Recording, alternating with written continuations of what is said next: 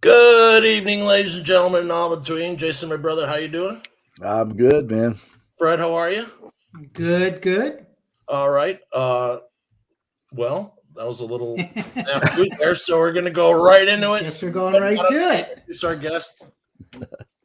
Well, tonight, as you can see, usually we bring him on from the green room, but we got him here already. So there's a bug in the system, I guess, tonight. But anyway, tonight we got. And there he is, right there. I think it's because you're in the bottom left, Jason. You're usually where I am. So that must be it. anyway, welcome to Creativity Talking. Tonight we got Johnny Kelly. Might be the hardest working drummer in music today. He's currently touring with the metal icons Quiet Riot since taking over for the late Frankie Benali in 2020. He still tours with Danzig, Kill Devil Hill, and Silvertomb. Johnny was a member of the band that put goth metal on the musical map, Typo Negative, and is currently involved with a new project and band called IAM. That's EYEAM. So let's welcome Johnny Kelly. What's up, guys? Johnny, what's How are happening? you, Johnny? How are you? Apologies for the snafu, technically, but it was the I'm not worried gummies. about it. It was the gummies. All right, man. You're kind of like one of the emperors of the throne. Emperors. Yeah, That's a new one. Okay. emperors of the throne. I mean, But it's the gotta throne be- as in like the toilet, the throne? Or no, man, as in behind the, on the kit. But just checking, like, Right, yeah. well, hey, Throne means a lot of you- things. you are the shit, right? So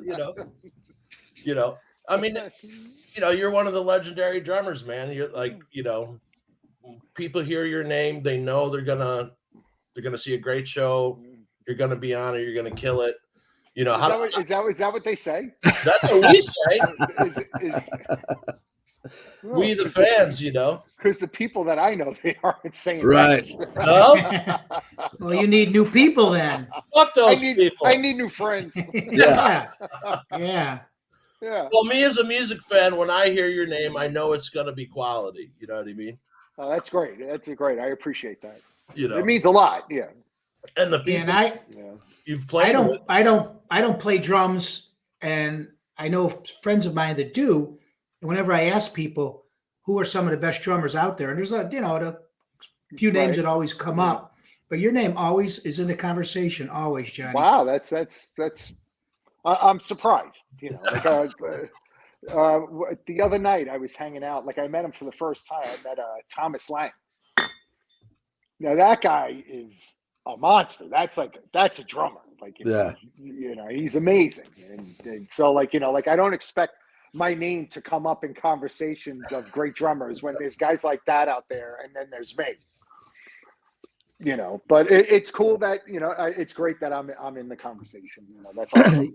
But I mean, it's all kind of relative, though. I mean, like even I play guitar, and it's like there's different levels of awesome. You know what I mean? Different, depending on the styles. I mean, there's you got John Petrucci's, but I mean, give me Leslie West all day too, baby. Yeah. I mean? Okay. Yeah, I definitely see your point, and I respect it because I'm from the same school of of players. Yeah. Being part of a great song was way more important to me than being able to have a lot of Right. abilities with drumming or whatever. As long as I could find what's right for the song to make it great, that to me is way more important. And I mean, technicality it's great and it's impressive and all that, but I mean, anybody that's at least been around a while knows a good pocket's where it's at, Right. And if you don't have songs, it doesn't matter. Yeah. Right. Yeah. No, there aren't too many songs that you'll be like, well, the song really sucks, but the bass line in that song was great and it's legendary or iconic. Usually they're not in the same conversation. Right. Right. But when you'll talk about certain certain bands or songs songs that whatever for instance, even though it's played out to hell, like Stairway to Heaven, Right. You know, like it's this iconic song that people are going to talk about for centuries. You know, like the way that we talk about, like, you know, Mozart and Beethoven and stuff. That's going to be, you know, like with this generation or whatever, you know, whatever the generation before us or whatever. That's what they offered. Right. And you know, like, and they're not going to remember a lot of those other guys that were like, you know, like these virtuosos that didn't have any songs that stood out. Right. That's true. Yeah, that's a great You know, point. like now, like we do reaction videos for like new guitar based music. I'm always looking for new stuff. I'll hear something, the band will kick in, everything's rocking, and then the singer starts, and I'm like, oh. You know what I mean? I'm like, oh man, you just ruined a good sound. You know, I mean, the great thing about the internet is everyone can release their music. The bad thing about the internet is everyone can release their music. Yes, yeah, it is. It really it diluted the talent pool. Yeah. Right. So now you just have to search further, you know. So it's pretty. There's a lot of good stuff being made. It's kind of like when the NHL expanded in the 90s and the 2000s. You know, it kind of diluted the talent pool. Yeah. Yeah. You know, but and everybody has that platform now, and it's overwhelming. I think it's overwhelming for the listener, like for the music fan, because now it's so oversaturated where it's like, where do you start to discover new music? I have the same problem. Like I'll go on Spotify and I'll be like, where do I go from here? Right. You know, and then I go to the Stones. Yeah. It's like too many choices, you know? I mean, like, you know, if you think about like in the 80s, I mean, or even like early 80s, you know, I mean, you had like, you know, you're maybe like 8 or 10 bands that, you know, that the record companies or whoever, you know, they were pushing, and it's like, and then you waited to see who was going to come up. But, you know, to your point, I mean, now it's like that, you know, you can just like doom scroll. Like, and I know, like when I was younger, it was like, you know, you were just waiting for the next issue of Kerrang to come out because like, you know, like Parader or Circus and stuff, they were covering like the same half a dozen bands. Right. You know, but like, you know, the stuff that was coming from overseas, and you could only get it. We had to go to Zigzag Records in Brooklyn. That was like the only place you could get Kerrang magazine. And then you go through and you'd be like, oh shit, oh right, this band, check out this band. And then you would be able to discover like these other things, like these, a lot of the indie bands, like, you know, stuff on Megaforce Records and things like that. And and now it's like there's a million Kerrangs online. Right. Like every Friday we'd hurry. Where do you go just to get information? It's like completely overwhelming. Every Friday we'd hurry home from work, slam down some food, go to the record store, to the import section, because the imports came out on Fridays, and that's where everyone would be. You know, and that's where you got, you know, for first time I heard Merciful Fate, all those guys. Right. That was a lot of that stuff, you know, like Celtic Frost. And, You know, but even though Megaforce was an American label, you can only get it in indie shops. Like, you know, literally there was like one record store in Brooklyn that carried it. That was it. Well, you know, that's like me. I grew up in upstate New York, a little town called Roscoe up in the Catskills, you know? Okay, yeah. And I've heard of it. Yeah, same deal. I'd be like, you know, looking at the mags, and I'd see a band, something, and I'd have to drive an hour to like Binghamton or like Middletown to get to a music store, and then you didn't know what they were going to have. Were they going to have the thing in stock? Right. Or, you know? Yeah, it was. You never knew. It was like, well, and they tell you, well, we might be getting it next week. And like, oh man, I've been reading about this record for months. Yeah. Well, you know, we might get it next week. I don't know. You know, you're just going to have to check. Yeah, it's so different then. Like now everything's instant gratification, man. You just, you know, there it is. But you know, it has its advantages and drawbacks. Right. Yeah. But I mean, it is pretty cool to be able to just like, you know, I feel like hearing this song, bang, and you just it's right there at your fingertips. You know, right. You know, which is totally different. I went to a record store the other day. I was just going to say, in a mall right by where I live. I had no idea there was a record store in there. I know that's a rarity now, right? Picked up. What did I pick up? I picked up Saxon's Crusader. Yeah. Dude. And I got Humble Pie live at the Fillmore. Nice. Nice. Classic. Yeah, the generation now, unfortunately, don't have that privilege of going to record stores and shuffling through the records, and they'd always be playing something, and you could talk amongst the other people in there and get some. Yeah, even like a little bit later on, like when Typo was, we would do a lot of like in stores. And stuff like, and Peter and I, we used to go shopping all the time. We were like, all right, we've done all the signing, and we'd like, get a bag. All right, I'll take this. I'll take this. I'll take this. And like, the label would work it out with the store, and it'd be like, all right. And then sometimes you can only take 3 CDs. That's it.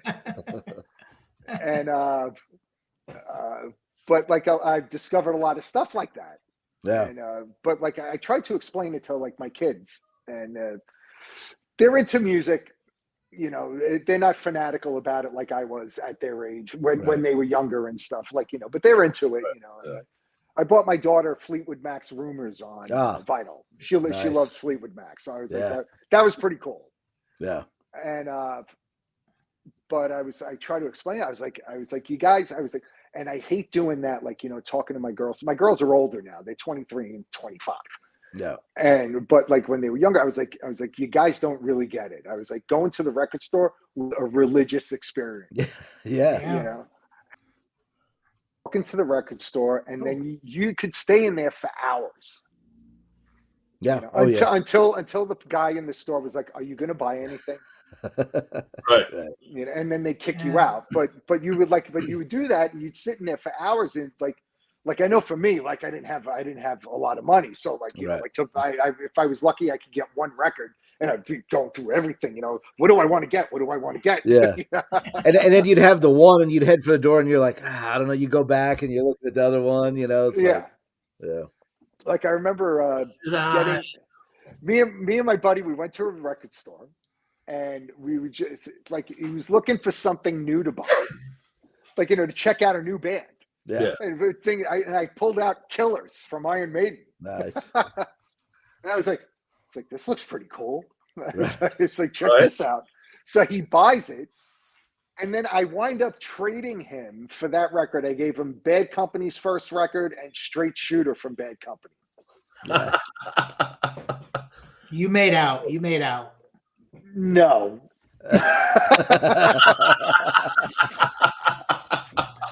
At the time, I thought I made out. And for a few years, I thought I got the better end of the deal. Right. But then as I got a little bit older, I was like, I screwed up. I should have records. Bad Company was badass. Yeah. They had Straight Shooter. Oh, no, they had the first one at the record store, and I opened it up, and it had a scratch on it, so I didn't buy it. But I was just about to buy it. I was like, finally, 40 years later, I can get the record back. Right. Yeah. And I'm so glad vinyl's back. Yeah. It is cool. It's different. Yeah. I don't know if it's a thing of nostalgia and like sentiment, or if it's just cool. I think it's both, right? I mean, guys our age, I mean, it takes you back, Yeah, absolutely. When I got a turntable as a Christmas gift a couple of years ago. Yeah. I pulled out the first Sabbath record. I pulled out Sabotage, and I just sat there looking at the records for like the entire time the record was playing. Right. Just like you did when you were younger, and you're like, looking at all the liner notes or like, whatever. And it just seems like when you have vinyl in your hands, it's just more tangible. Yeah. Oh yeah. Absolutely. And like CDs never really did that for me. Yeah, there you go. I remember getting that for Christmas. Oh yeah. Great. Speaking of that, it's funny. I had a little moment the other day, and it's like talking about the tangibility of a record. Now like everybody, I mean, I'm a truck driver, so I'm in the truck all day, and so I got. You're not listening to vinyl. Yeah, right. I wish, but keep skipping on them. Yeah, but so like I got all this crap on my phone, and I guess I'm a dumbass, but it never occurred to me. I was listening to some talk show or something, and the guy mentioned, he said, when you basically download these songs or these streaming services, you don't actually own anything, because as soon as you're like if you don't pay, all of a sudden your 500 songs are gone. You lost access to it, yeah. And I don't know like what I was thinking, but I almost panicked. Like, oh my God, because I guess I was under the impression once I downloaded them they were mine forever, but no. As long as you're paying, Yeah. you know, and I thought, shit, I need to like I'm start doing vinyl still- or something again, you know.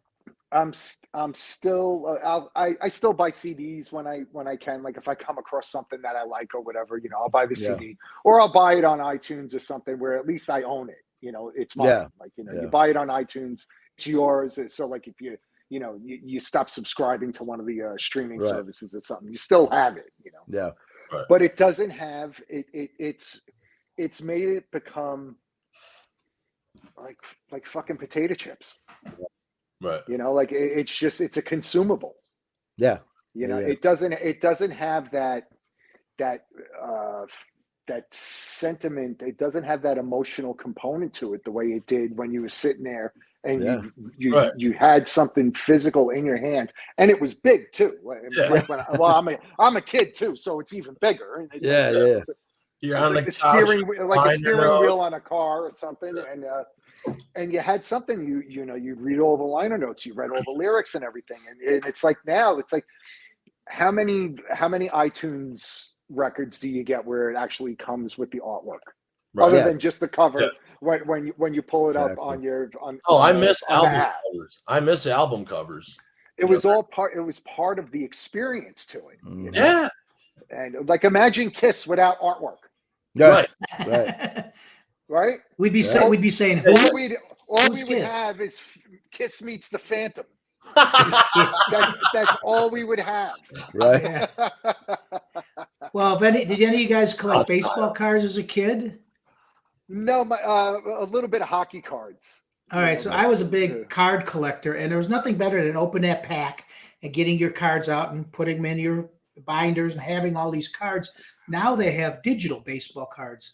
And my buddy's into it. Come on, He's that's got like bullshit. 10,000 bullshit. digital. It's bullshit. Yeah, 10,000 digital cards on his phone. And he goes, look at this. And I go, but they're on your phone. They're digital. I don't get the process. And that's what, I'm so glad vinyl's coming back because it's the same thing. And how you going to sell that Hank Aaron, right? You know, I mean, Well, you know that's what? every damn Believe it or phone. not, they do. They trade back and forth and people trade them, but you don't own it. You just have it on your phone. And if something ever happens to your phone, you're screwed, dude. At least the card, you got it in your hand. Right. Yeah, it's it's something, it's tangible, it's real, Yeah. it's Right. and like like when you had it and had all the stats on the back and stuff, and then whatever. Like as a kid, you had piles of them, and Yeah. I mean, I had baseball cards when I was a kid, but I was just not really I wasn't a collector, Yeah. Yeah, I always was, and I actually just started selling some of them now. It's tough to let them go. It's like you had it for 50 years, but my now brother it's just a does piece that. of My brother- cardboard. Yeah, My brother buys and sells cards, like he'll buy yeah, some. you can make sell some money if you yeah. know what you're doing. Yeah, he was doing okay. He said it was pretty cool until the pandemic. Mm.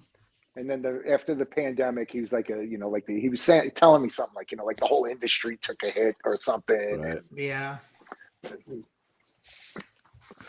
Yeah, because a lot of people started collecting again too once the pandemic hit, when they didn't have anything to do. So depending on which thing you Right. Yeah. But it's funny how how much for that card? What? I'm saying that about a lot of things now. Yeah. Oh yeah.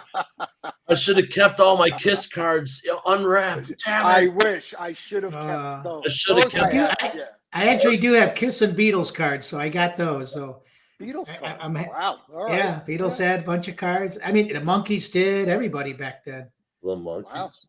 Yeah, I don't remember those. I remember Kiss cards, of course. Yeah. Yeah. I That think was right Kiss put at their- that Kiss put target their name age on group. anything they could. Yeah. Yeah. And I wanted it. Whatever Yeah. it was, I wanted it. It didn't matter. Yep. Kiss meets the Phantom. I even Well, wanted was- that, and then I saw it. Right. That's like like Kiss Meets the Phantom is like the best and worst movie ever. Yeah.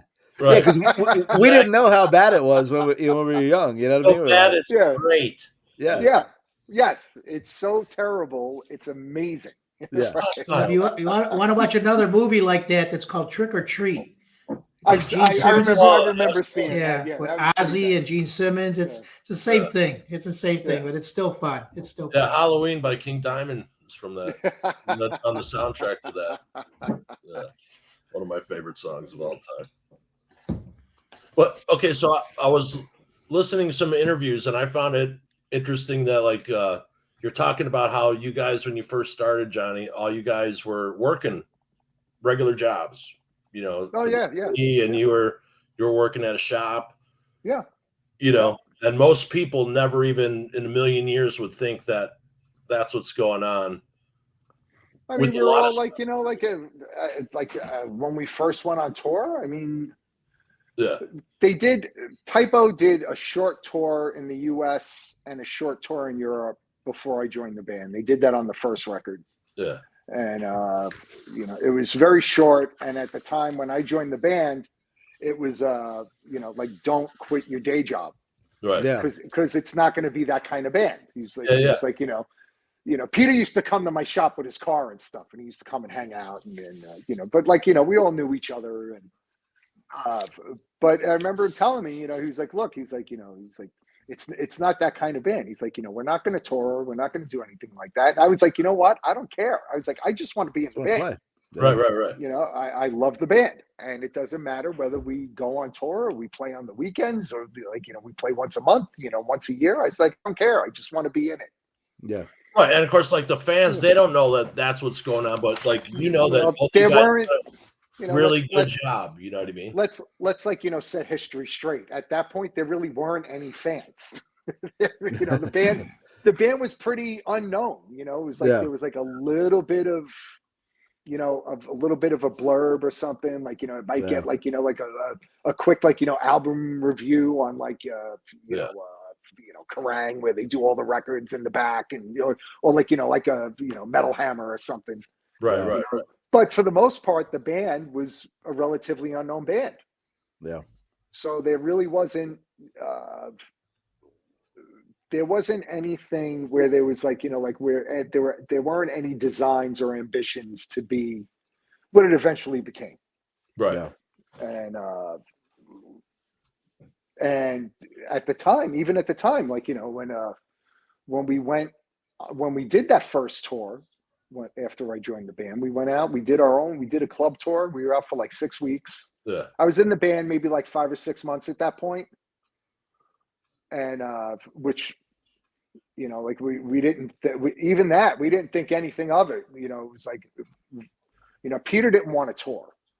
Yeah. Yeah. And so when I was told that we were planning a tour, I was like, what do you mean? I was like, right. Who's singing?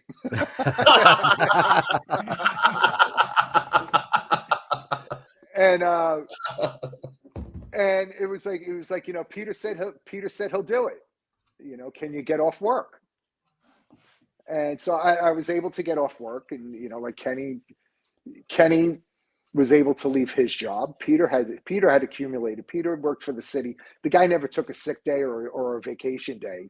Right. Yeah. The years that he worked there. So he was like, we were on tour for months, and he was still collecting vacation checks from the city. He was the only person coming home to money. Yeah. Right. It'll be great. Come on. Yeah. And but so we went out, we did that tour, and we didn't think anything of it at the time. We just went back to work. Yeah. I went back to my job. Kenny went back to work. Josh had a recording studio in his house where he would, work with like local bands and stuff like that. So, and then it was, it was a short time. You're talking just a matter of a couple of weeks and stuff. And I get a call from my manager while I'm at work. He's like, hey, can you get more time off? I was like, and I was like, for what now? Like, what? For what? And we were offered to go out to support Nine Inch Nails on the West Coast for like 2 weeks. Right on. The Downward Spiral had just come out, so Nine Inch Nails was playing multiple nights at like smaller places. Yeah. And it was only 2 weeks, and I was able to get off work, and we did those shows, and we didn't really go over well. Oh, really? And, yeah. Well, like, you're going to see Nine Inch Nails in a place that holds like, 3,000 people. These are all diehard fans. Right. Okay. Jesus could be the support act. And they're just yeah. Okay. Right. They want to see Trent Reznor, and, right. they want to hear those songs. and anything else that comes in the way of that, you're just a pest. Right. You know, it's like like whatever, like opening up for Slayer. Right. Tough room. Nobody gave a shit. And again, we're still we're playing on the West Coast. It was like it started in Seattle and made its way down to San Diego, and then we went home, and we didn't go over well. So we got home and we were like, all right, that was a bust, and I went back to work. And then it was like not long after that, it was just like a very short while. I would say like not even a month, and it was get another call from my manager. Can you get more time off work? I was like, what now? And he's like, we got offered the MLE Crew tour. We were going out with MLE Crew when John Corabi was singing in the band. That tour. And my initial reaction was, why would you do that to us? Yeah. I mean, I like MLE Crew, and I thought that I was familiar with John Corabi and the Scream and stuff, and I thought that what they would do would be great. And then I heard the record, and I was like, wow, this is pretty cool. Yeah. I was like, however, it is a MLE Crew audience, and we're talking typo negative. Yeah. I was like, I don't really see where this is going to work. Right. Yep. And our manager, Ken Creedy, he was just like, trust me, this is going to be a good thing for you guys. And this is now, like, you're talking like Bloody Kisses has been out for a year. Yeah. And nobody's really aware of it. And then when we started touring with MLE Crew, even though that tour wasn't successful for them, it put us on the map. Yeah. So I mean, yeah, it's tough, like you play in an amphitheater or in an arena, and you're only seeing a small amount of people, like 3,000 people in a shed looks like staff. The staff is like, with brooms cleaning up. But you're gonna take a band like Typo Negative and put them in a place like like Charlotte, North Carolina. We'll go there on our own. We're gonna play to like 25 people. Yeah. So that 3,000 people is a lot for Typo. It's bad for MLE Crew, but it's great for Typo Negative. Right. And thankfully, it worked out. We won over a lot of their audience, and then right after that tour, that's when I quit my job. I did. And it wasn't because your boss was like, come on already with this. Well, that's really, I was going to say, it wasn't because I was making money. Yeah. But because I was away so much, and I was in a one-man shop. So when I was out of work, the shop's closed. Yeah. And they're like, look, it's cool, it's great what you're doing and stuff like that, but like, are you coming back? Yeah. And I'm like, I don't know when I'm coming back. I have no idea. We keep on getting put on the road. Yeah. Was your boss at least a Typo fan? My boss was my best friend. My boss worked for Typo on that first tour. Oh, wow. I'm saying that's yes then. Yeah. And so then it was like, you know what? I'll quit, and we'll see what happens when I get home. If whatever, maybe I can get my job back when I come back. But they can't keep the shop closed for like an indefinite amount of time. Right.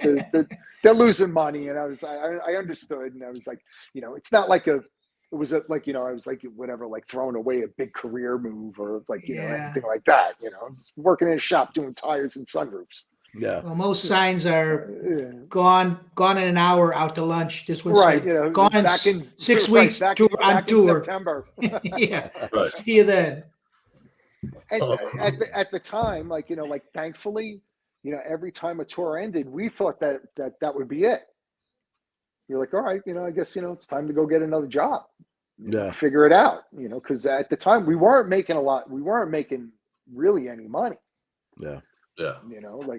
Everything that we were making was going to keeping, gas in the bus and stuff like that. And we were taking out a lot of tour support and stuff. So it wasn't like we were seeing money, we were able to work out like a salary in the budget. So at least we had something to cover some bills and things like that. And so it was like, all right, at least we got that done, at least we got the bills covered. And, so when you quit your job then, is that when you kind of decided now this is it? I'm going for it. I'm a rock star now. I'm going no, for it. it wasn't. I'm a rock star, but it was like like we were going to see what we where this can go. Mm-hmm. Because I mean, well, we really weren't rock stars or anything. Right. Rock stars implies like like you've hit like a plateau where you have like success and money and Yeah. we didn't have any of that. All we were doing was just staying on a bus. Yeah. Right. We were I don't know, when I see him on stage, I go, "You're a rock star in my eyes." Right. Well, that's it's a very it's the big misconception. Right. Well, I'm always interested to talk about like the beginning budgets and salaries and stuff because younger guys who are trying to go out now. I mean, they got so much more. Man, the expenses have shot through the roof. Yeah, it is, and for like even like a bunch of a few of the bands that I play with, like it's like how are you going to get this on the road? The money's just not there. Right. And and you can't even say, well, whatever, I'll kick in some money, like to make it happen. It goes way beyond my scale. Yeah. Right. Like just to keep a band on the road in a fucking van, right, is thousands of dollars a week. Right. So like can you even get gigs every day of the week to keep the band working? Right. A lot of places, it's hard to get a gig on a Monday or a Tuesday night. Yeah, it's a funny story. I'm sorry, there's a funny story with that. I don't know if you guys ever heard of the band Liliac. They're new. Yeah, they're a family doing band. some shows. They're doing some shows with Quiet Riot. Yeah, nice. yeah. Okay, so they're 5 family members, and I saw them last year at the local venue out by me. And about 3 weeks before the show started, they put a big email out to everybody saying, "Our bus broke down. We're starting to GoFundMe to get our bus fixed." That's how bad it is. Yeah. And they're probably on on a shoestring, and now they're starting a GoFundMe page to try to get the bus fixed. Now it's all red ink. Now it's all red ink. Yeah. And it's unfortunate. And like I see now, not that I'm like some like whatever savvy businessman or anything, but like you just see the difference in the dollars and cents as to what you're getting for your buck. Well, no, but also what you're getting as far as like tour support and stuff like that. Right. Like Typo Negative, we used to borrow thousands upon thousands of dollars in tour support. And of course, like, the label, like, Roadrunner, they always fought with us about it, but there was still like, we would still get what we needed, you know? Yeah. And now, like, like the numbers that they'll give you for like, tour support, back then that would have been a joke. Right.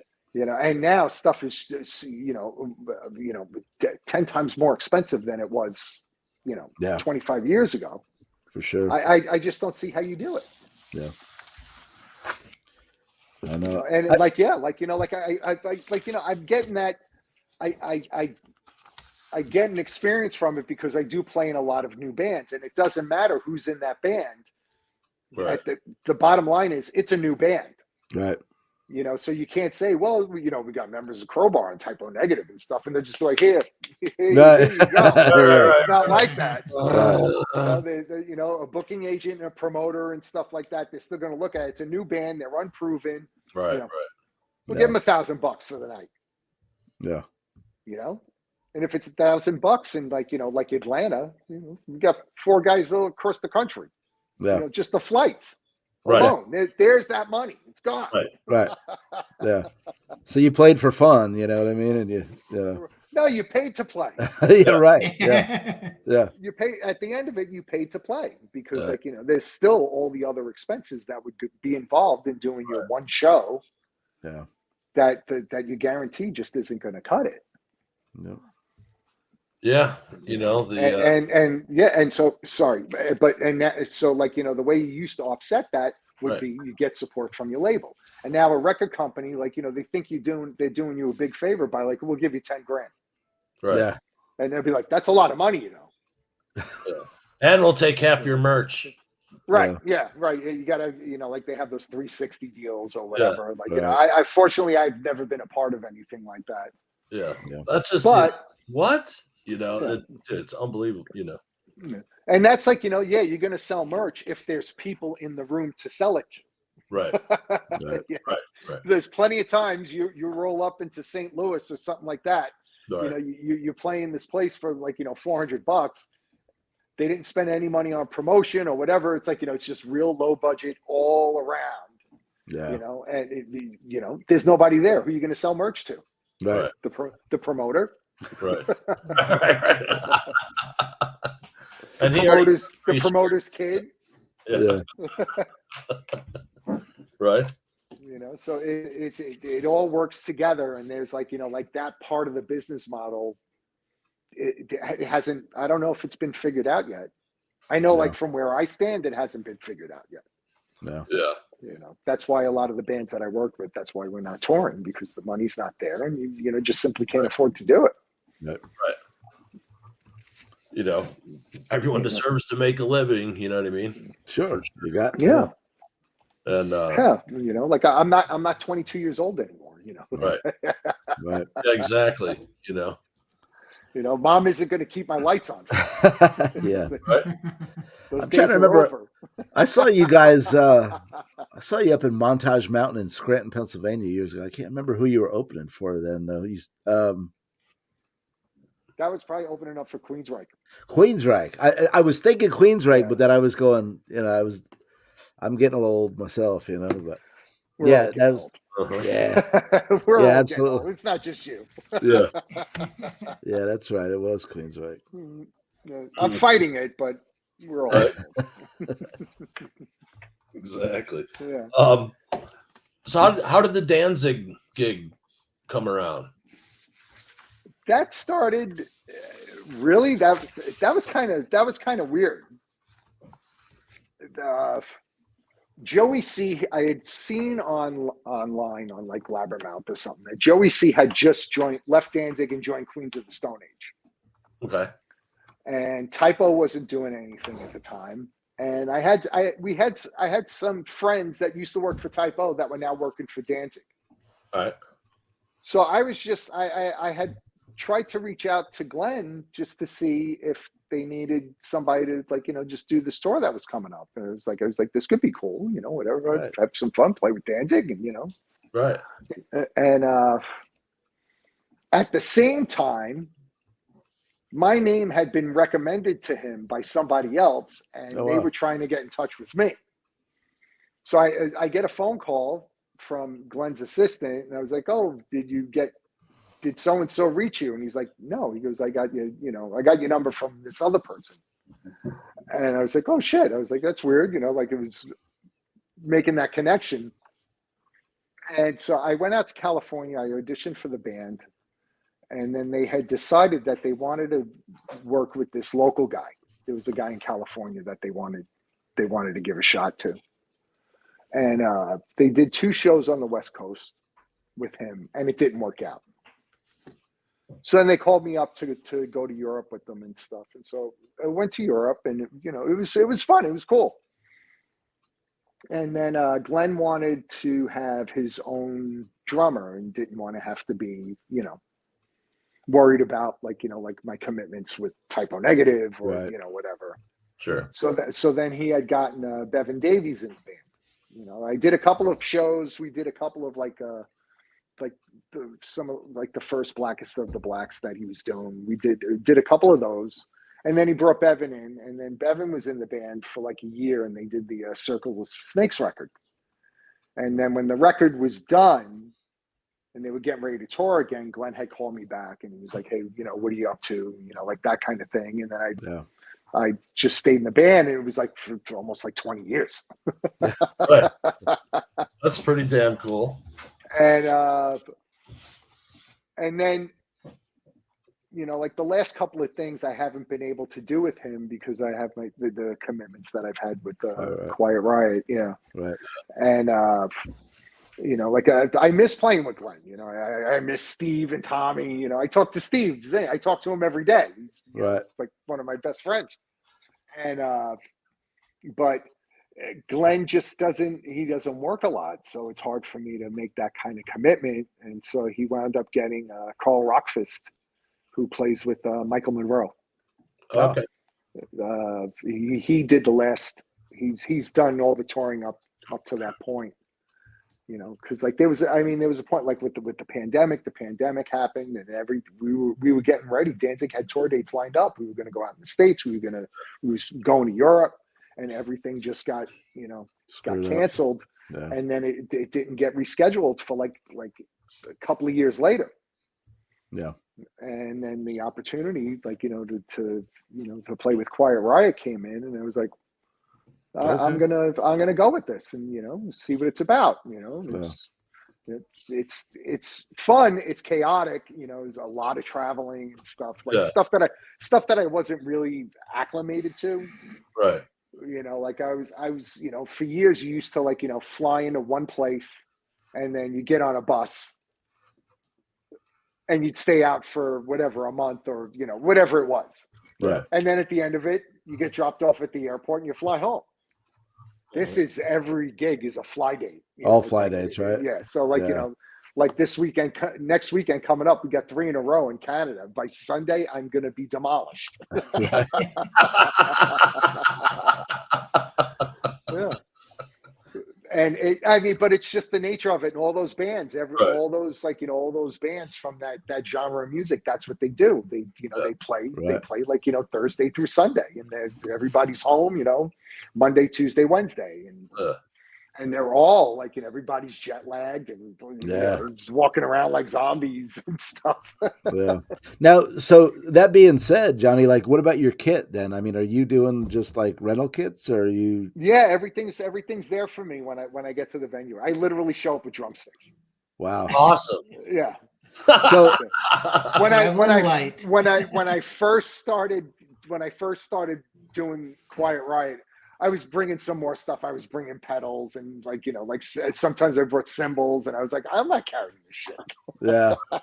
But now, have you run into any problems with like, getting like a really shitty kit, or, it happens, but the percentage of it happening, I mean, like 97% of the time, it's all really good gear. Yeah. Okay, good. Yeah. And now I've learned to have like, fun with it that way. It's like, oh, I wonder what I'm getting this week. Right. It's a surprise every night. Right? Yeah. Cause like, like sometimes like, you get some stuff, it's wound up costing me a lot of money because I play like a certain snare drum that night and be like, oh, I really like this snare drum. And I get home and then I'm on Reverb and Facebook and eBay. And I'm like, I really got to get that snare, that was really cool. And then like, like sometimes like, like now it's been a couple of years. And so a lot of the backline companies and stuff, we know a lot of these guys. So like we'll come through and it'll be like, hey, check out what I brought you this time. Okay. So then they pull out the good stuff. Yeah. Right. Okay. Be like, yeah, we just got this week. You're going to love this, and so it's cool. It's cool that way. And like, like I said, like most of the time the kit, the gear is good. Yeah.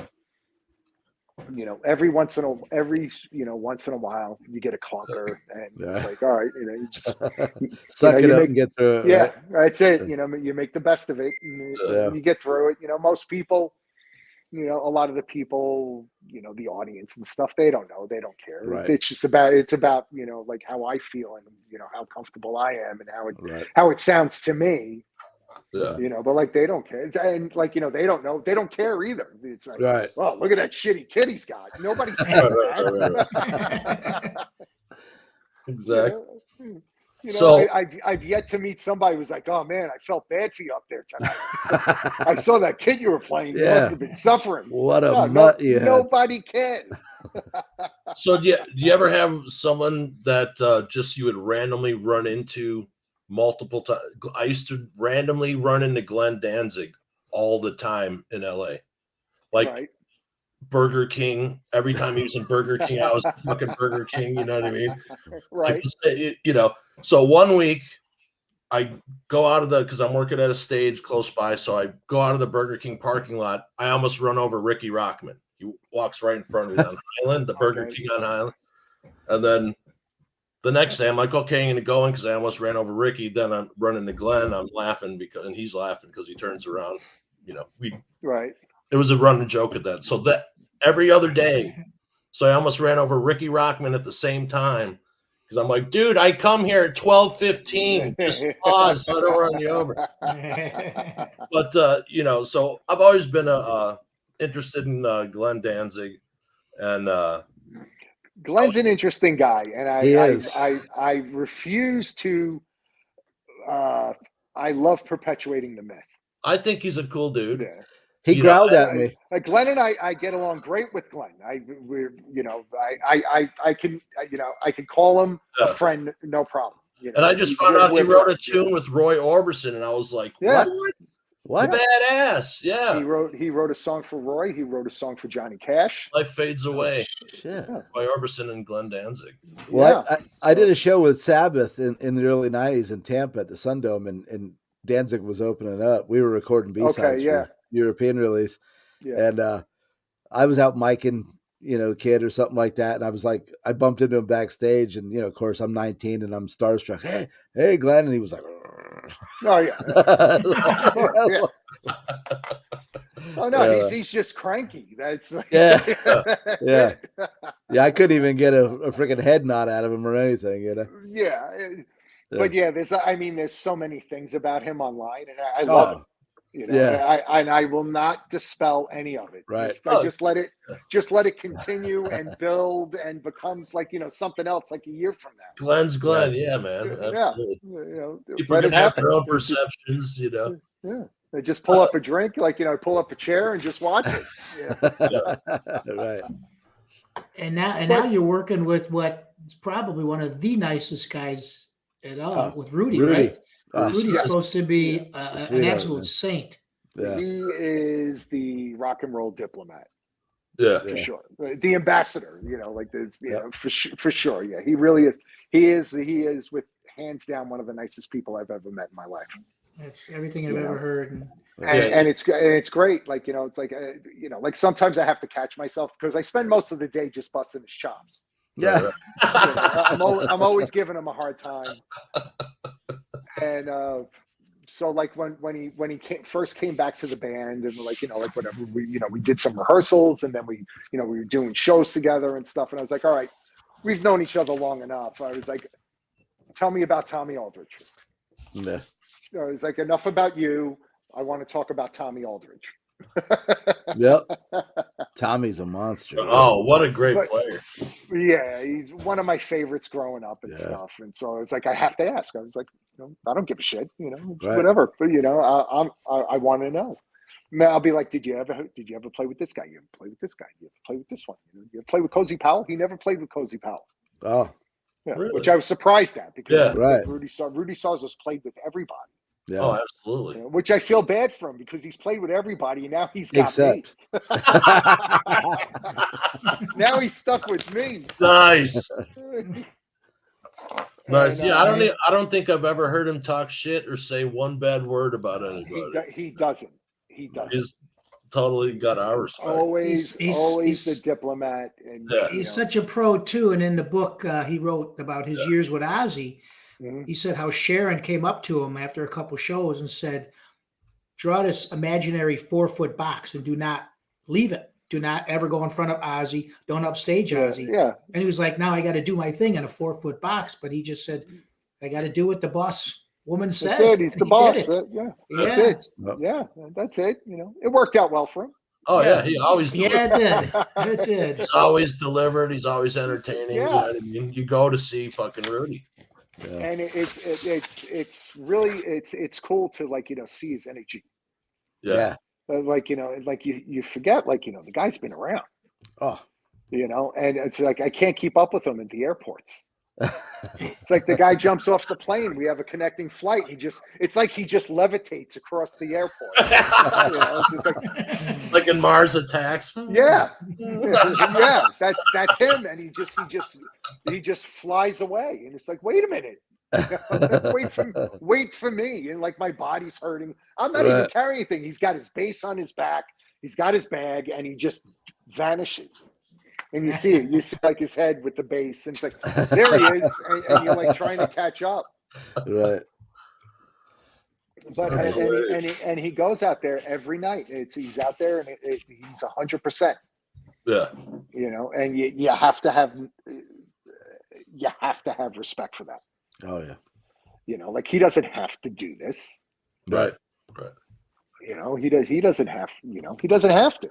You Yeah. know, at that point, at this stage in his life, he should be, Chilling. enjoying Yeah. himself. But Right. this is what he enjoys doing. Right. This is what he is. So, like, if he wasn't doing it quite right, he'd be playing with somebody else, Oh, for sure. levitating across airports. Like, Right. Yeah. Yeah. so I have so much respect for him in like, forget about his bass playing, like, just the way that he is as a professional and stuff. Right. Yeah. And as a person, like, and he does it, and he's like, he's got a great attitude about it. He's always happy to, be wherever we are, Right. And it's infectious. Yeah. Yeah, and that comes across on stage too. So can you go out there on a limb and say he's the best bass player you've ever played with, or you want to go down that road? This is a question I've been waiting for, because I've been really lucky. I've been really fortunate. I've had the opportunity to play with some really amazing bass players. Yeah. And Rudy is definitely top 2, but I have to say, like, like Peter. Yeah. Like Peter's bass playing was very unorthodox. Oh yeah. And it's nobody played bass like he did. But he never lost the, like, with the responsibility of the bass is in a song. Yeah. But like he wasn't like a big, like, like lick type player, like, a Jocko or, Billy Sheehan or something like that. Right. Like his influences were, like, Geezer Butler, John Paul Jones. Mm-hmm. But he had this way of approaching the instrument that was like, it was really, really musical. And it was like, sometimes it would be approached like a guitar, sometimes it would be, whatever, like a wood instrument, or like strings, or like the sound was really unique. And just the way that he just approached the instrument was just unlike any other bass player I've ever worked with, or I have witnessed, watch somebody else play, or I've never seen anybody play bass like him. Yeah. I missed the guy, man, and that voice. Good God, I mean, Yeah, the voice was unique, but like, really, like the underappreciated thing that was really the gem about him was his bass playing. Yeah.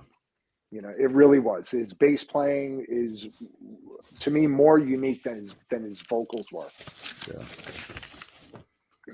And it really was. I mean, he was great at it. He was great, and he was like, like, just the musicality that he would get from, a bass was just, nobody else does it. Yeah. No one does it. Now, I know you guys have said once he passed that there would be no more Typo Negative. But I've heard, and maybe I'm wrong in this, has there been talk about a tribute show coming up somewhere along the line? No, I mean, like, there's been some stuff, like, like, whatever, I guess, like, offers to, like, do something, but, like, we've never really, like, took any of it seriously, and there hasn't been any, like, that was never any planning about, like, oh, we're going to put something together, or, like, Peter deserves something. Yeah. But we haven't done anything. We haven't taken any steps to, like, like, to do something like that. I mean, for me, I just, it's just completely overwhelming. Yeah. And it would bug me to have, like, just people coming up on stage and performing and stuff, trying to be him. Yeah, I was going to say that's how do you fill those shoes? You know what I mean? Like, who's going to? Right. And it's like, like, I would like to see something where it would be a tribute to him, a tribute to his music and stuff, where it would be maybe, like, I don't know, like, some kind of, like, different interpretation, or, like, a different presentation of it or something, or, like, how did this influence you? Like the way we used to do cover songs. Yes. Like, we wouldn't just, like, cover the song, like, which I've done in other bands. I've been tracking tons of covers while I've been home. No, you guys made them your own. Right. And our approach to it was, like, all right, we're going to cover this song. how would it sound if we wrote it? Yeah. You know, like how would this be as a typo negative song? The way that we, you know, the way that we make music and stuff. And so, like, yeah, technically, yeah, there were songs that, yeah, technically they were covers, Yeah. but you know, like they didn't sound really anything like the original. Right. And so, like, you know, like I would like to see something like that, maybe. Yeah. You know, as opposed to, you know, somebody like, you know, coming out and like, you know, doing the baritone voice, you know, she's in love with her son, and it'd be like, Yeah. you know, Right. it would kind of be like, you know, like that kind of, to me, it would miss the mark instead Yeah. of like, you know, like people coming up and being themselves and like, you know, doing something showing how what they do was influenced by Pete. Pete. Yeah, and you guys. Right. Yeah, and you guys would have to set it up to make sure it's done right. Because if the music industry Yeah. gets a hold of it, they'll have Usher and Beyonce and something like that doing all Yeah, that shit. probably not. Right. But you know, like, but yeah, like it's come up. I mean, we get asked about it often. Yeah.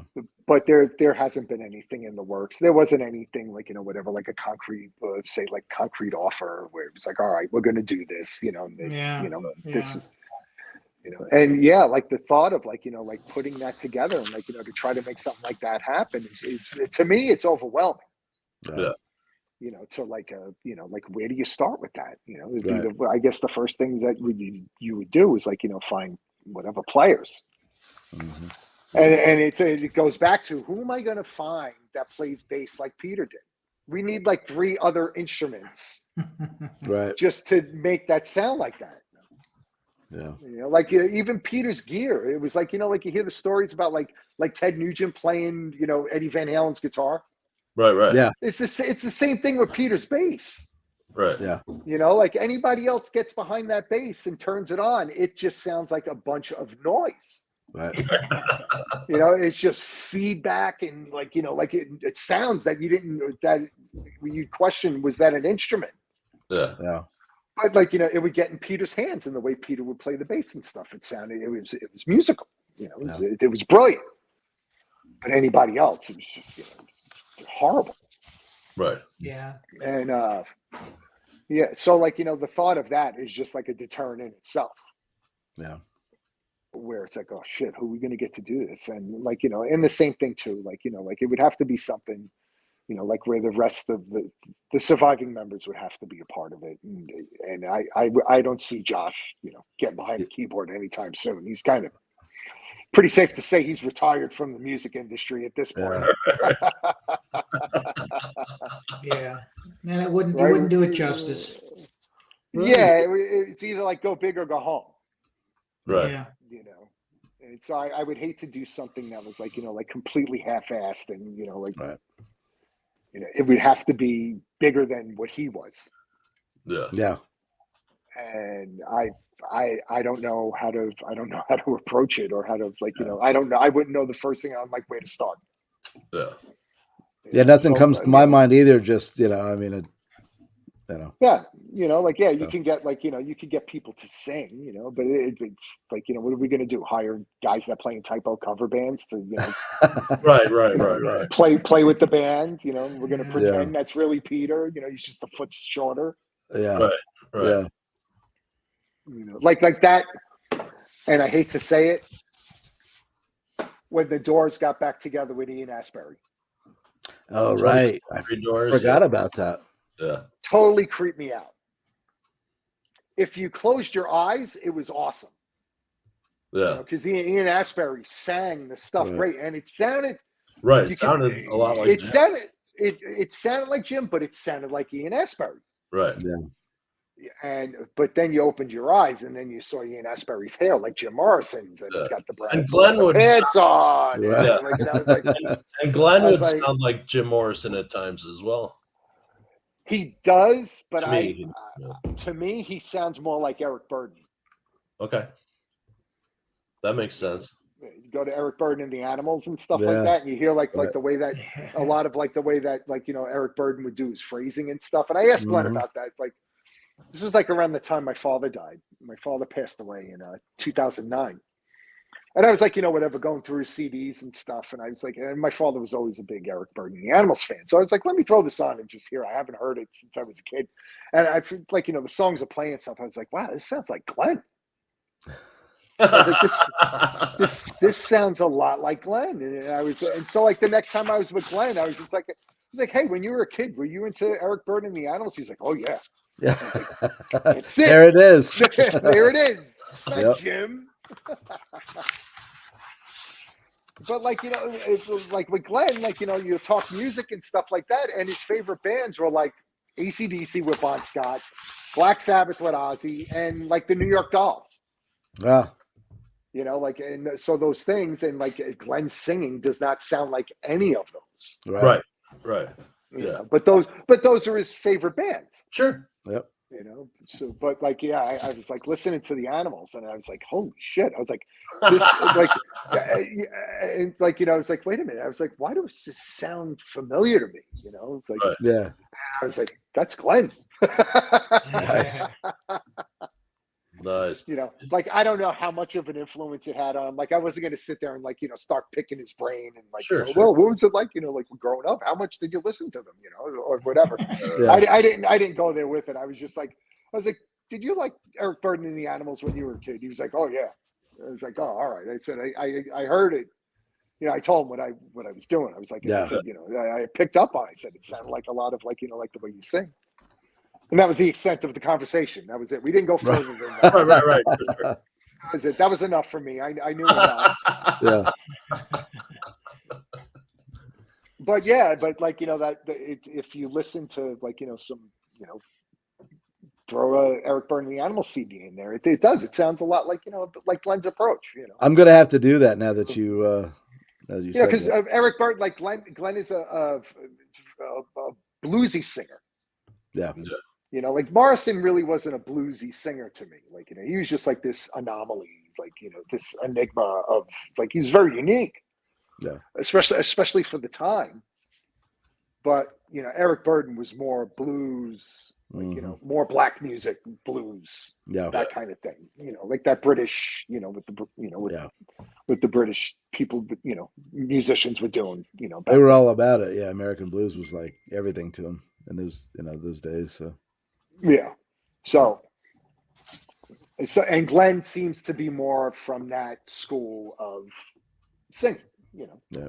like, yes, of course, there's like, whatever the Elvis thing and stuff. And, then Elvis's whole thing was from black music here, which is the same thing as what everybody was doing in, England, back then. They were taking black music and interpreting it in their own way, like Elvis.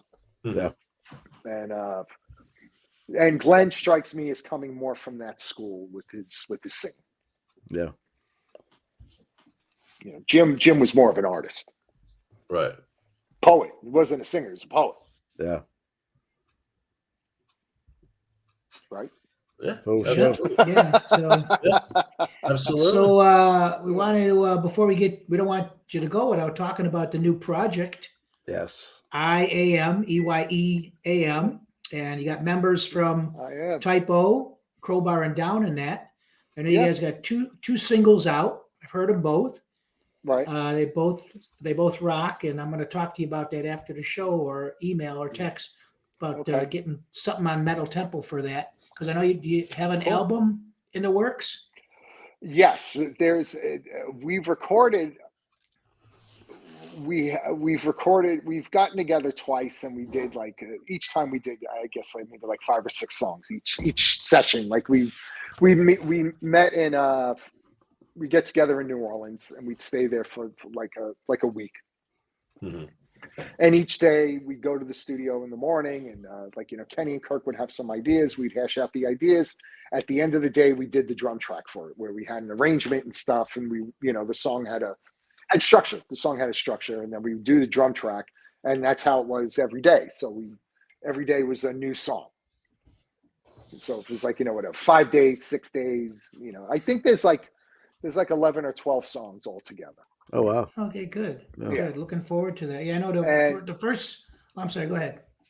And as far as like the release date, I'm not 100% sure. I know they were talking about like doing it in 2024.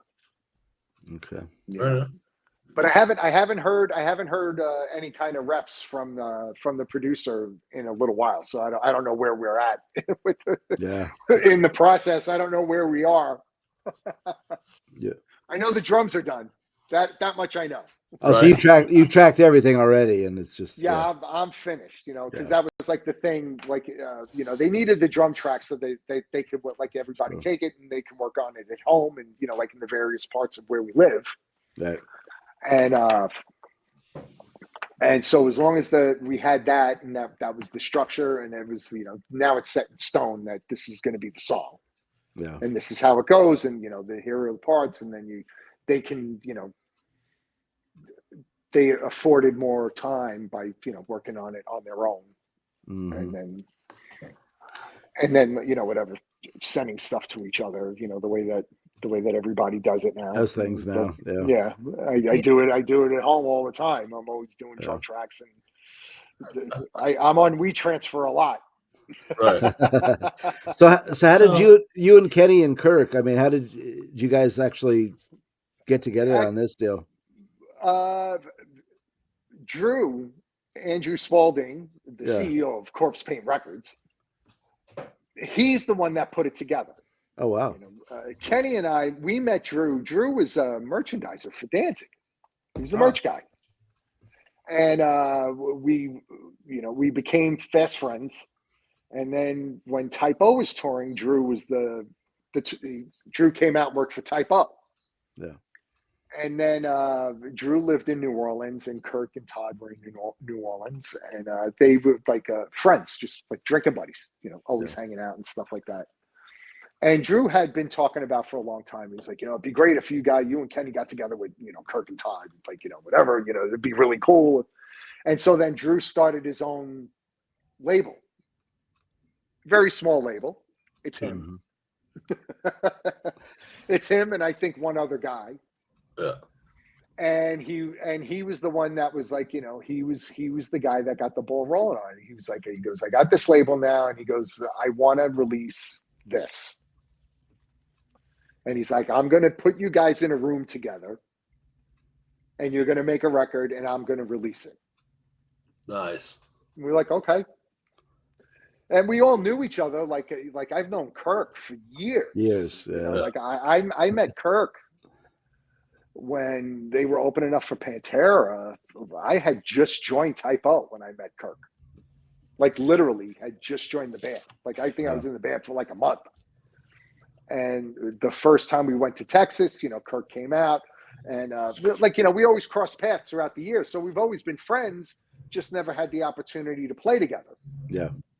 And then Drew put it together, and it was like, well, of course, yeah, you know, it's Kirk and, you know, Todd. Yeah, this is going to be fun. Yeah, I'm in. Yeah. And that was it. And so, you know, like, so when we got into the room together, you know, like it's you know, it's one thing to, you know, be drinking buddies and like, you know, hang out and stuff, but you don't really know how you're going to get along with them when now it's time to like, you know, write music together and, you know, like you be creative and, you know, like, you know, it can really test relationships. Right. And when we got together, you know, it was great. It was a lot of fun. You know, we had a blast doing it. And, you know, it seems like everybody works, you know, pretty, you know, proficiently. Right. And efficiently. You know, it seems like, you know, like these guys, there isn't a shortage of riffs.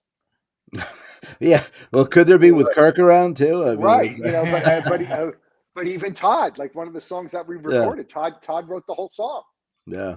You know, he brought it in, and we figured it out. We got it all together, and you know, so everybody really enjoys playing together and working together, and like, you know, being in a room for like, you know, 10 hours a day. Yeah. And you know, it was a lot of fun. You know, I mean, obviously there's no money in it. Right. You know. And, it's badass though. I love hearing Kenny singing again too, you know. Yeah, well, I've been hearing Kenny sing a lot because we've been working on Silver Tomb record for a long time. And, you know, Chinese Democracy 2 will be coming out. And I promise you it will come out. And but yeah, I was curious I went into it with more curiosity than anything, like, just to see what can really come of this. Yeah. Right. And it wasn't what I expected. Because you think you take half of Typo Negative and half of Crowbar and you put them together in a band. This is going to be like the heaviest, swampiest, dirtiest thing that you could ever think of. And it's just the opposite. There's tons of melody in it and stuff. The songs are relatively short, they're regular length, 4 minutes, stuff like that. And there's like a lot of melody in it, which I was not expecting. It was a pleasant surprise, because I always loved that aspect of Typo, even though the band had the ability to be very heavy. Mm-hmm. There was always this strong sense of melody under everything that we were doing. Right. And so, to have that present in what we're doing in I was happy to see that. I just thought it was just going to be like really super heavy riffs, like down-tuned Robin Trower at half speed. That's what I was expecting. Right. Which I was totally down with, because I was this could be really cool. I was I'm in. Yeah. But it was there's a lot of stuff that's a little bit more like mid-tempo, things like that. Like the first song, there's a thing where it's very up-tempo, right. Intro to the song and stuff, and it kind of has a more like a 90s vibe to it. Even though we were trying to sound like we were in the 70s. It sounds more like the 90s to me. Right. And did I read that, and I never heard of this guy, Roger Lima, is that correct? Did he produce it? He produced the first song. He just did the Dreams first Always Die song. with the Sun. Yeah. Okay. Yeah, we did that at his studio. Did you ever work with him before? No, I had never met him before. I had no idea. Okay. He was a friend of Drew's, right? Less Than Jake. And Drew was the merchandiser for Less Than Jake for a long time too. Okay. So Drew had coordinated. He had all this stuff figured out. And then that song, we did that in Florida. Oh. Okay. Drew lives in Florida now. Raj is in Florida as well. His studio is there. So we flew down to Florida, and we did that. We did that in like 2 days. Nice. Yeah. I think there's a pretty distinct sound between the two songs, Dreams Never Die or Dreams Always Die. And I'll probably screw this one up. Cryptomnesia? Is that? Cryptomnesia. Cryptomnesia. I think I can't pronounce it either. That's a killer tune. It's a killer tune, and it's. I just refer to it as the new single. Yeah, awesome. Easy to say. I just avoid the whole thing to begin with. It's the new single. Or question 3 on the roadside check. Yeah, and then when something else comes out, I'll refer to that. That was the second single. Yeah, never have to say the word. Right. Anything I could do to get out of trying to pronounce that, I'm going to do it. Right. Nice. Yeah. But it's exciting. It was fun. It was genuinely a lot of fun. And usually, working in the studio and stuff like that, my experience with it has always been really taxing. It takes a piece out of you. You're all right, fine. I didn't spend 10 hours digging ditches all day. Right. But it's exhausting in another way. It's mentally exhausting, because you're trying to find things, you're trying to come up with a song, and it's like everything you think of, you want it to be great. Right. You want it to be perfect. I've got the perfect pattern for this riff, Right.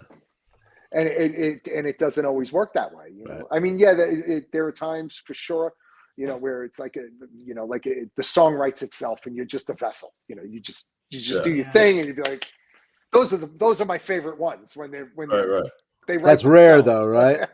Yes. So it's you're doing all this, you're doing all this experimentation, you're doing a lot of soul searching, and you get emotionally caught up in it, and by the end of the night, Like, it's like, for instance, we're in New Orleans for a week. You're in New Orleans. Yeah. Right. And you want to go out, you want to go eat, like, there's all kinds of things to do. And it was like, I'm going to bed. Right. I was like, I am fried. It was like, let's just get something to eat. And all of us were like that. Everybody was just completely wiped out. Yeah. And so, like at the end of the week, it's like, for us, the way we've been working, it's like you do this for a week straight. And it's like, you don't see daylight or anything. You're in a studio all day. There's no windows or anything. And then you step outside, it's nighttime, and it's time to go eat. And it's it, I'm going right to bed. I'm finished. I don't want to go out. Like I mean, I do. I would love to go out and have a couple of beers and like, whatever, get a little bit of Bourbon Street or something, because we were staying right in the corner too. Oh, wow. So we're literally, it's right there. It's right outside. And it's like, I'm going to bed. I'm done, wiped out. Yeah. Yeah. And it's got to be fun and refreshing to be back in the studio, though, right? I mean, I know you said it's exhausting, and I'm sure it is. Location ain't vacation. It's great to be, to be doing something creatively. Mm-hmm. And it's, it gets your blood flowing that way. It's instead of like, whatever going out and gigging, you play the songs and, that has its own unique set of challenges and, things that you find inspiring or, but, I know like for me, like, whatever we're working on a new song and it gets recorded, it's like, it's just like in the back of my head, I'm just like, this is forever, whatever gets done today, this is forever and you can't change it after this, and it's like, and so, there's the challenge of trying to come up with the coolest thing possible on the spot.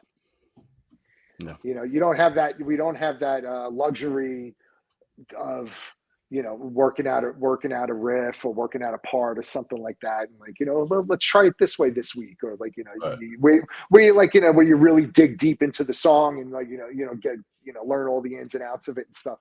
Really it's just like, let me try to come up with something simple that works and that it's in time. Yeah. Right. And I just like, I hope that the other instruments will make up for the simplicity of the drum track. Nothing wrong with simplicity, though, right? I mean, no, because what I've been told about the way that I work is that I play for the song. Yeah. And to me, the song is more important than look at me, than the standout drum track. Yeah, serve the song for sure. Yep.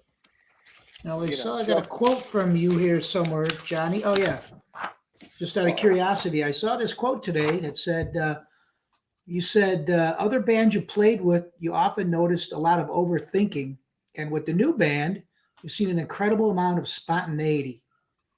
And you appreciate that and the input you get from the so. Well, you just said there, this you overthink it. This band is a little bit more spontaneous, a little bit more. Yeah, we're not afforded the luxury of having that time.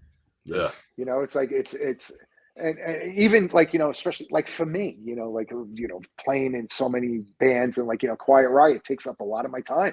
Right. So it's like, there'll be a small window and I'll be like, all right, I got 4 days, I got 5 days here, that's it. That's all I got. I was like, I gotta be on a plane. Like when we did Dreams Always Die with the Sun, I was literally in Florida for maybe like 36 hours. Wow. Drew picked me up at the airport, drove me to the rehearsal studio. I put my suitcase in the corner. We played, we worked the song out. Next morning, we went to the studio, tracked it. And then I was back at the airport at like 4 in the morning, 5 in the morning, going somewhere. I had somewhere to, whatever, Quiet Riot gig someplace. I don't even remember. So we only have like, like there's like these windows of availability, and especially like Kirk's always on the road too with Crowbar. He's constantly touring. So it's like, for us to, where the 4 of us can get into a room together and have just dedicated time where we can just work on this, that's a challenge in itself. And that's like, a lot of stress as well. It's like, well, oh no, that week doesn't work. What about this week? And there's a lot of like, the back and forth with the text messages and the phone calls and the emails. Yeah. And then it'd be like, all right, we got it. We have a few days, nailed down. All right, nobody's making any other plans. This is just for IM. Yeah. And so then when- there's that. So now we're in the room together, and then there's the challenge, like where it's in the back of your mind, where it's like, I'm leaving in 4 days. Right. We got to get this done. Yeah. And so then you're like, all right, whatever, we'll come up with like a drum pattern and stuff. All right, we've got this part. It's good. Next thing, all right, let's go. We got to move. Right. So when I'm sorry, go ahead. I was just gonna say, when you get some downtime, which it doesn't sound like you get much of, like you're home now, do you just chill, or do you have a honey-do list that you got to go through? There are moments of just chilling for sure. Yeah, like like now, like the schedule's been a little light, so I've been home for a little bit. Like I had this weekend off, and it's pretty rare to have a weekend off where there isn't at least one Quiet Riot show. Right. And so yeah, this weekend I was off, and I was off for like a weekend or two in January, which was maybe one weekend in January, because I was out with Hookers and Blow too. Wow. And so now like it looks like March is very busy with Quiet Riot. We're playing on a cruise, playing on the Monsters of Rock cruise. Nice. And then we're flying right from the cruise. We get off the boat and we fly to London. We have 2 shows in the UK. Come home on the 11th, and then I'm only home for like 3 days, and then back out. I think I'm going like North Carolina, something like that. And then there's something at the end of the month, and then it seems like now there's like we may have 2 weeks off in April, which is unusual, but it looks like that. It looks very promising. Yeah. And so now I'm trying to work out something, put Kill Devil Hell on the road for a couple of weeks. No, you're freaked out. So tell me, backtrack just a second Spare here. time. The Monsters of Rock cruise, that's on my bucket list to finally get on one of those. That's got to be an unbelievable experience for the fans. I'd imagine so. Like, I've never done the Monsters of Rock cruise. I played on a couple of. Oh, you haven't done one? No, this will be my first Monsters of Rock cruise, which is cool. Ace Frehley's on it, so I'm stoked. Oh, right on. Yeah. So I'm excited about that. And, yeah, we love Ace. Absolutely. Yeah. And so, but I've seen the schedule. Quiet Riot is the first show on the boat, the first day. Oh, wow. Yeah, Nice. the first one. We're playing at like 1:45 in the afternoon. I don't think the boat leaves. I don't think the boat leaves the dock until like 4:00. Yeah, so I saw that, but it'll be cool, because we only do like 2 shows, and you're on the boat for whatever 4 nights, 5 nights, however long it is. So I'll have a lot of downtime. I'll be able to whatever, relax and check out other bands and all that stuff. It's on my bucket list. Drink beer. List. Drink beer. That's it. Yeah. Get in a hot tub and have a beer. Yep. Yeah, I'm not much of a water person, I'm not really crazy about beaches or whatever, but I'll find a bar at the beach. Right? There you go. Yeah. There you go. It's gonna be a great trip. It'll be fun. It should be fun. From what I've been told, other people that have been on it and stuff, they've all been saying that it's a lot of fun. We've got a lot of friends that have been on it, and they said it's just an absolute blast. Said you're in the pool or at the bar and you're hanging with the Johnny Kelly and buy you beer, and if they're doing that, I'll be with them all night. Right, there you go. All and you week. can get a link to that They won't be able to get Riot. Band. Go check out all the tour dates there. By mid cruise, they're gonna be like, "Oh shit, he's back." They're like, this guy. they're like hiding out from you, man. Yeah. What's up, new best friend? Yeah. Which bar are we going to today? Want to go to the theater? Let's go to the theater. Absolutely. Well, Johnny, we want to thank you, sir, for your time. You couldn't have been more gracious. This Great was fun. stories. It was a good time. Thank you, stories, Johnny. So good luck on the tour. Good luck on the boat. Have fun with Thanks. that. And Hope to see you guys soon. Like like when we got some other stuff, happening. Yeah, like, holler at us for closer- sure. yeah, Closer actually, to the also release playing dates Bratfest, and me and Fred were gonna go up there. in Wisconsin. Yeah. Yes. Well, are they there? Yeah. Oh shoot, yeah, we were planning That on was going like- up there. So That was like the last gig I did with Danzig. One of them. Oh wow, Oh, really? Yeah, when Glenn played there a few years ago. wow. Good Was old it Bratfest, that yeah. yeah, that was like the last one I was able to do with him. I guess we'll have to buy Johnny a beer if we go up there, V. Absolutely. Well, one Hey. each. One each. There's 3 of you. Hey, no more. Hey, don't let him off the hook that easy. Multiples. Yeah. Yeah. Yeah. Yeah. But it's gonna I'll be be- it. I will be YMCA. looking for you guys. Yeah. Yeah, The village and I'm people. gonna. The village people are also playing Bratfest. What? Really? Yeah, They're dude. back There's together. like a bunch of different bands, man. It's kind of funny. I ain't buying them Wow. any beers. Yeah. Come I'll on. buy Nice. them beers. They're on their own. I'll buy their beers. Yeah, but I'll get in I touch wanna- with you, Johnny, too. We'll see about getting something on Metal Temple for the 2 singles that are out. Yeah, cool. Single That'd be number great, 2, yeah. since neither one of us can pronounce it. Yeah.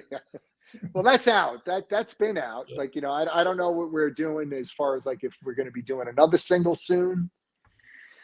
I can do something for these two. yeah. Get the word out there. Awesome. I appreciate it.